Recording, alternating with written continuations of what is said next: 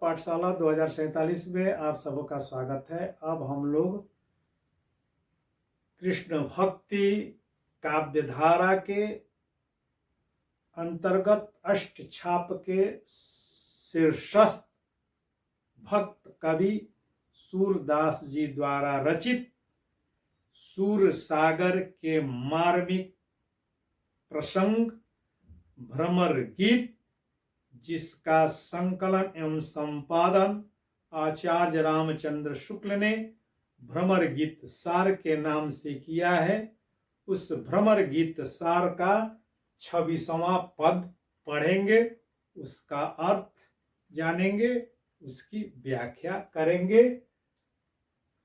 पद है, ए अली कहाँ जोग में नीको, तजी रस रीति नंद नंदन की सिखवत निर्गुण फीको, देखत सुनत नाही कछु सरवननी, ज्योति ज्योति करि ध्यावत, असुंदर श्याम कृपा निधि दयालु, कैसे हो बिसरावत। सुनिरसाल मुरली सुर धुनि, सोई कौतुक रस भूले, अपनी भुजा ग्रीव पर मेलें, गोपिन के सुख फूले। लोक कानि कुल को भ्रम प्रभु, मीली मीली कै घर बन खेली, अब तुम सूर खवावन आए, जोग जहर की बेली। संदर्भ हो गया। प्रसंग तो उद्धव गोपियों के लिए योग का संदेश लेकर के आए हैं। गोपियों को योग अपनाने को कह रहे हैं। उसी समय एक भंवरा आ जाता है, तो गोपियां उस भंवरे को माध्यम बना करके उद्धव के योग की खिल्ली उड़ाती हैं। तो यह वही उपालंभ काव्य है, यानी कि माध्यम बना करके उद्धव और श्री कृष्ण की आलोचना वे करती हैं। तो ए अली कहाँ योग में नीको, ए अली यानी कि ए भंवरा, यानी कि हे मधु, और यह मधु संकेतित है उद्धव और श्री कृष्ण के प्रति। तो वही कहती है, हे अली यानी कि हे भंवरा, कहाँ जोग में नीको, जोग में क्या अच्छाई है। नीको का मतलब अच्छा, तो जोग में कहाँ कुछ जो है अच्छा है, सुंदर है, ग्रहणीय है। क्यों? तजिरस रीति नंद नंदन की सिखवत निर्गुण फीको, तज यानी कि त्याग कर, रस रीति नंद नंदन की, नंद नंदन ने क्या सिखाया था? प्रेम का पाठ पढ़ाया था, प्रेम सिखाया था।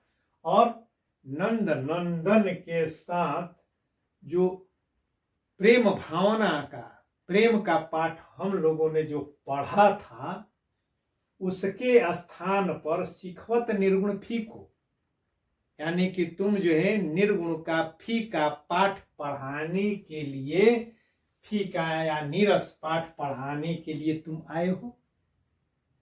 देख, उस निर्गुण का फीका पाठ पढ़ाने के लिए आए हो, जिसको देखत सुनत नाही कछु सरवननी, यानी कि न तो जिसको हम देख सकती हैं या कोई देख सकता है, न कोई उस वह क्या बोल रहा है, क्या कह रहा है, उसके बारे में वो कोई जो है सुन सकता है।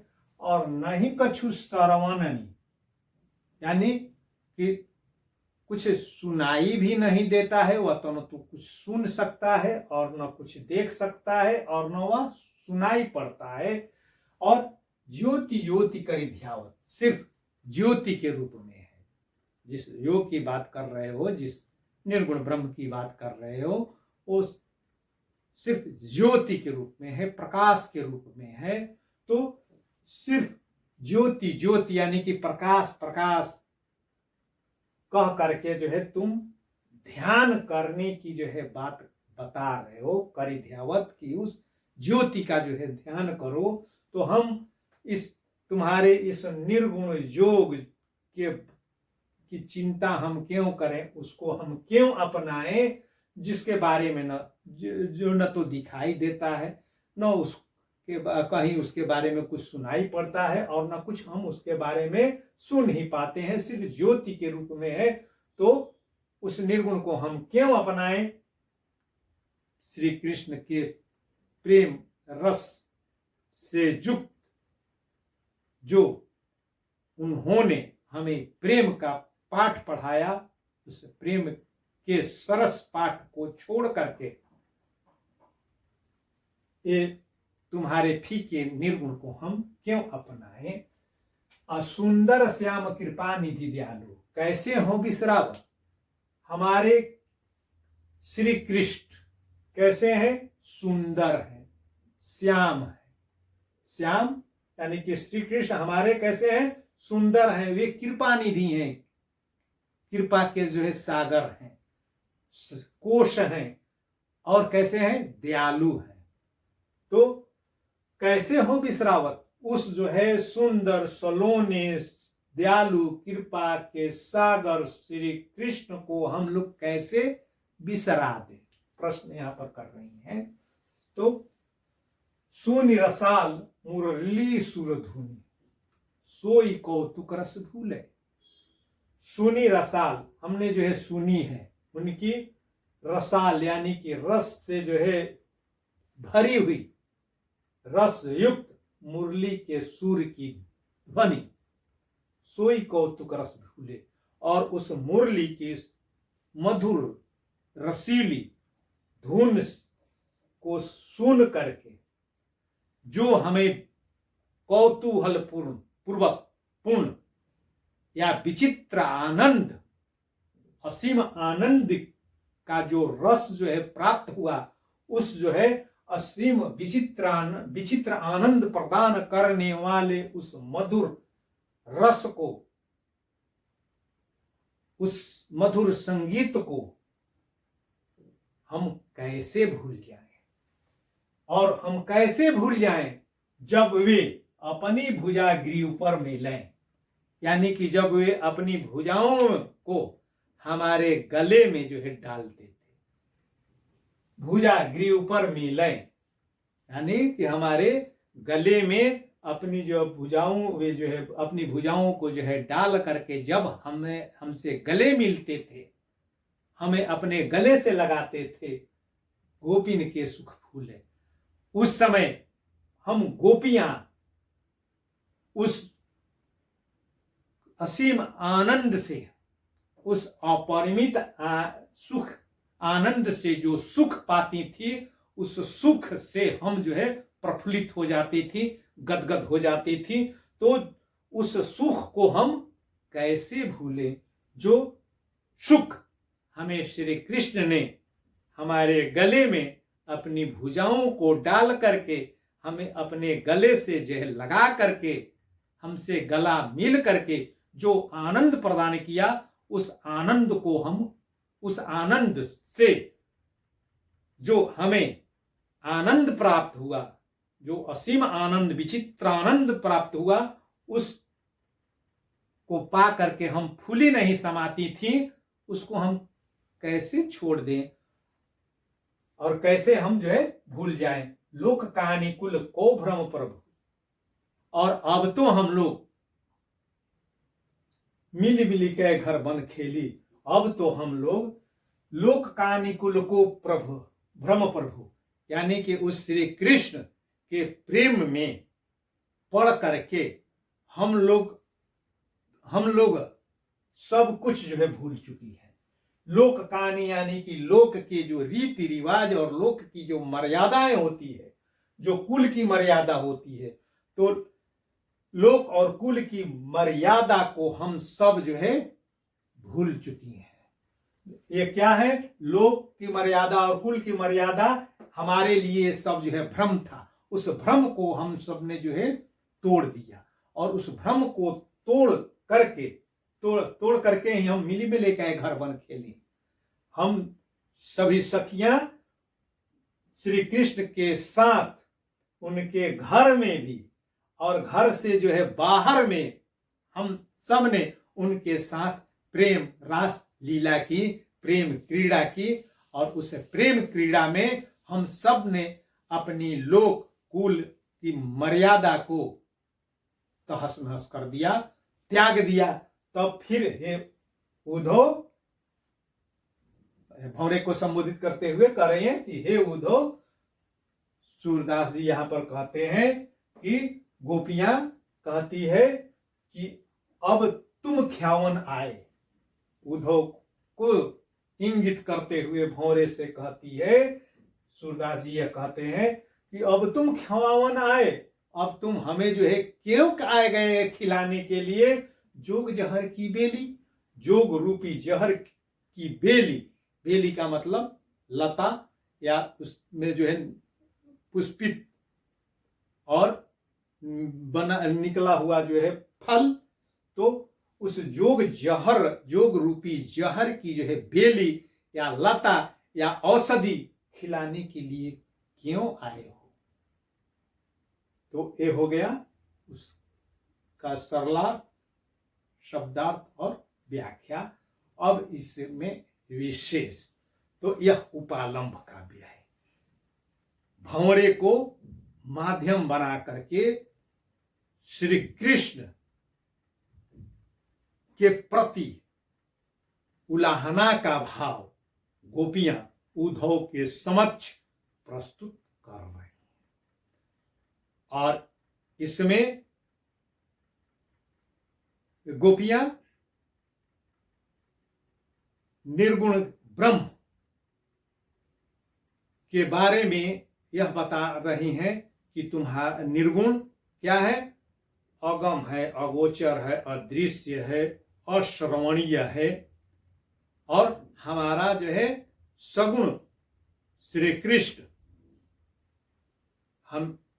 हमारे लिए दर्शनीय भी है, श्रवणीय भी है, नहीं है, परसनीय भी है, यानी कि जिसका हम लोग स्पर्श जो है करती थी और वो भी हम लोगों को गले में ले करके हमारे गले में जो है अपने दोनों बाहों को डाल करके हमें गले में ले हमसे जो है गले मिलता था। हम लोगों ने उसके साथ रस लीला के रस क्रीड़ा की, प्रेम क्रीड़ा की। तो हमारा वह सगुण तुम्हारे इस ज्योति स्वरूप निर्गुण से हमारे लिए अच्छा है। यह तुम्हारा निर्गुण हमारे लिए जहर के समान है। और कलात्मक तो भाषा सरल सहज है, स्वाभाविक है और साहित्यिक ब्रज भाषा का प्रयोग हुआ जो अलंकारों से युक्त है। और संगीत की तमाम राग रागिनियों से यह युक्त पद बिलावल राग में गेय है। और इसमें अलंकार तो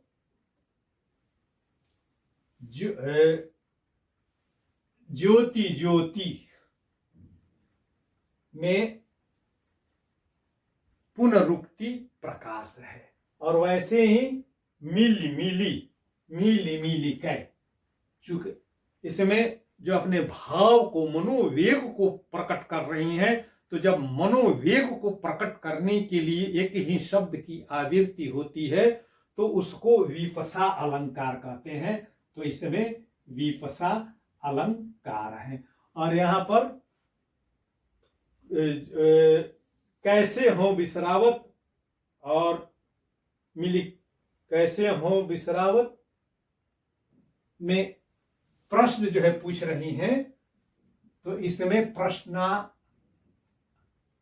प्रश्नालंकार है।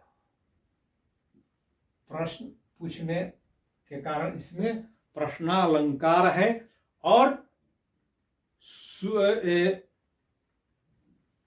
सुंदर श्याम और सुंदर श्याम की की आवृत्ति, सुंदर श्याम कुल को में क की आवृत्ति और जोग जहर में ज की आवृत्ति और में जोग जहर में सूर खवावन आए। तो इसमें छे का अनुप्रास, एक वर्ण की दो बार आवृत्ति जब होती है तो छे का अनुप्रास, प्रास स और क की आवृत्ति हुई है तो छे का अनुप्रास अलंकार है। और इसमें जोग जहर की बेली, जोग को जहर की बेली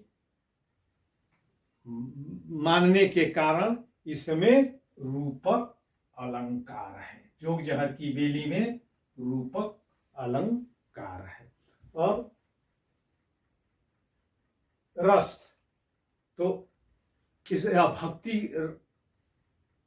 का भी जो है पद है और श्रृंगार का पद है। तो जब रस श्रृंगार हो या शांत रस हो, भक्ति रस को शांत रस भी कहते हैं, तो उस स्थिति में उसमें गुण जो होता है माधुर्य होता है।